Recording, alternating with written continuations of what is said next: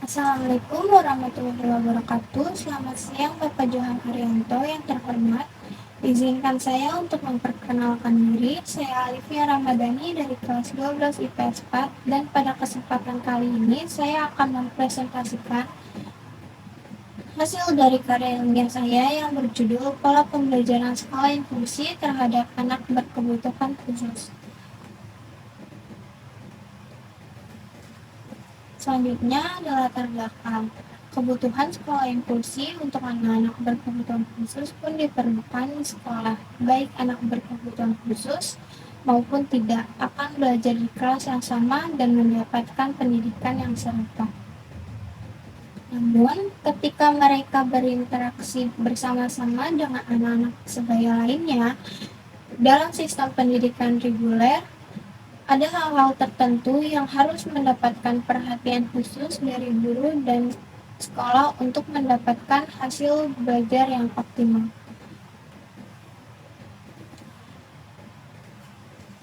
Yang kedua adalah landasan teori. Berdasarkan penelitian sebelumnya, pendidikan inklusi itu bukan hanya tentang memberikan akses, tetapi juga tentang menciptakan lingkungan yang mendukung pertumbuhan dan perkembangan semua siswa tanpa memandang perbedaan mereka.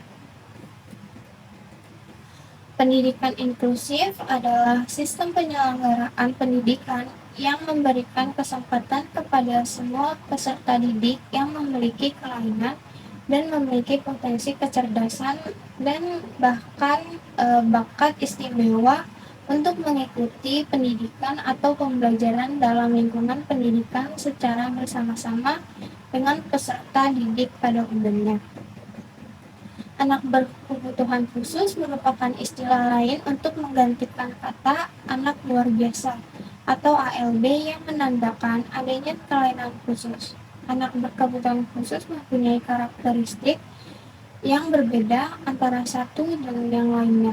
Keberadaan anak berkebutuhan khusus cukup beragam tergantung kepada bidang perkembangan yang mengalami gangguan. Selanjutnya ada metodologi. Penelitian ini menggunakan jenis penelitian kualitatif.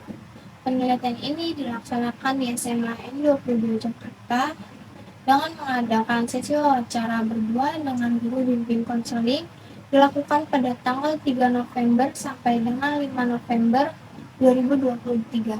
Data yang digunakan merupakan data primer yang diteliti langsung oleh peneliti melalui wawancara dengan guru yang mengajar ABK dan murid yang satu kelas dengan ABK untuk mengetahui kondisi dan perkembangan sekolah inklusi sekaligus dampak bagi anak berkebutuhan khusus.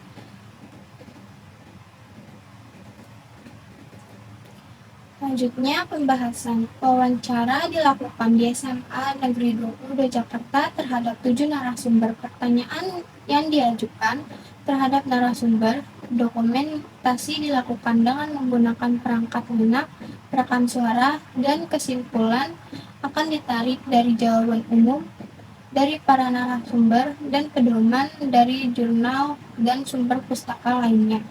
Yang pertama, pengertian sekolah inklusi. Berdasarkan kesimpulan yang ditarik dari jawaban para narasumber, sekolah inklusi adalah sekolah yang menggabungkan antara murid-murid biasa dan berkebutuhan khusus dalam satu tempat yang tidak membedakan pelayanan, proses pembelajaran, dan kurikulum antara murid-murid yang berbeda tersebut. Yang kedua, program pembelajaran dan pemberian nilai bagi murid berkebutuhan khusus. Berdasarkan hasil wawancara dengan para guru, saat ini tidak ada perbedaan antara kurikulum yang diberikan untuk murid biasa dan murid berkebutuhan khusus. Namun, para guru menganggap bahwa praktik ini kurang tepat dan memberikan perlakuan yang berbeda terhadap murid berkebutuhan khusus di ruang kelas.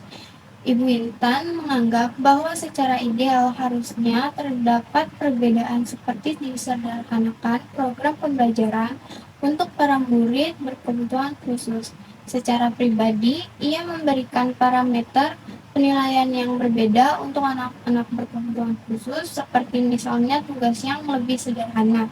Ibu Tsunami juga beranggapan sama, namun karena tidak adanya kurikulum dan guru khusus anak berkebutuhan khusus, maka mereka saat ini menerima perlakuan yang sama dengan murid lainnya. Bu Nadila, selain sebagai guru BK di SMA N22 Jakarta, pernah juga mengajar di sebuah SLB. Ia menganggap bahwa sekolah inklusi kurang tepat karena murid ABK tidak bisa disamakan dengan murid biasa, karena mereka memang lebih lambat kemampuan belajarnya. Namun karena kebanyakan murid ABK di SMA Negeri 22 hanya menderita cacat non fisik, maka tidak diperlukan guru khusus. Yang ketiga, dampak dari pendidikan inklusif. Pendidikan inklusif memberikan kesempatan untuk semua anak agar memiliki kesempatan yang sama di sekolah. Penerapan kurikulum merdeka juga sangat membantu pelaksanaan program sekolah inklusif. Program ini juga membantu bagi peserta didik yang menderita cacat fisik sehingga mampu mendapatkan pendidikan yang setara dengan orang-orang biasa. Dengan penerapan program inklusi dengan kurikulum merdeka, diharapkan para murid ABK bisa memenuhi potensi akademik mereka sebaik mungkin di sekolah umum. Yang keempat, kendala dalam penerapan pendidikan sekolah inklusif. Kendala yang dihadapi dalam usaha penerapan program inklusi masih cukup banyak, mulai dari kurangnya sarana dan prasarana hingga tidak adanya staf yang memadai untuk mengajar murid berkebutuhan khusus.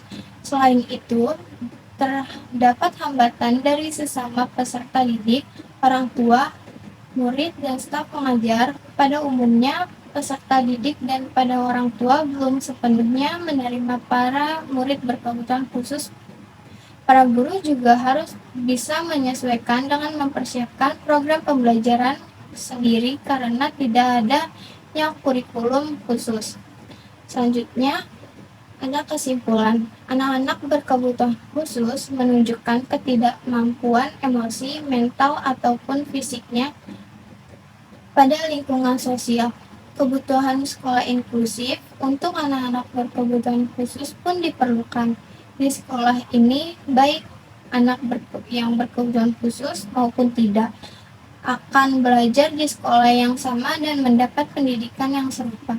Namun, ketika mereka berinteraksi bersama-sama dengan anak sebaya lainnya, dalam sistem pendidikan reguler, ada hal-hal tertentu yang harus mendapatkan perhatian khusus dari guru dan sekolah.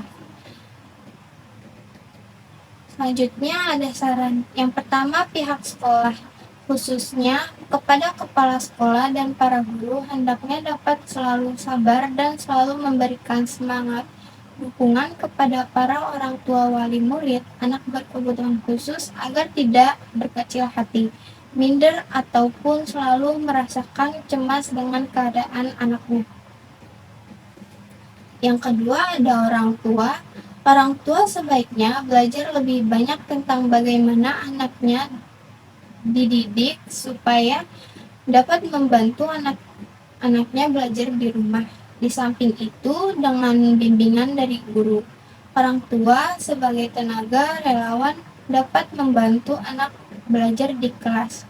Yang ketiga, pemerintah sebaiknya Kementerian Pendidikan dan Kebudayaan memberikan dukungan lebih terhadap layanan dalam perspektif pendidikan untuk anak berkebutuhan khusus. Selain itu, memberikan pelatihan-pelatihan kepada sekolah-sekolah inklusi yang harapannya dapat melakukan pelatihan kepada guru-guru anak berkebutuhan khusus, sehingga nantinya memiliki ilmu tentang pemberian pelayanan pendidikan pada anak-anak berkebutuhan khusus. Terima kasih, selebihnya mohon maaf. Wassalamualaikum warahmatullahi wabarakatuh.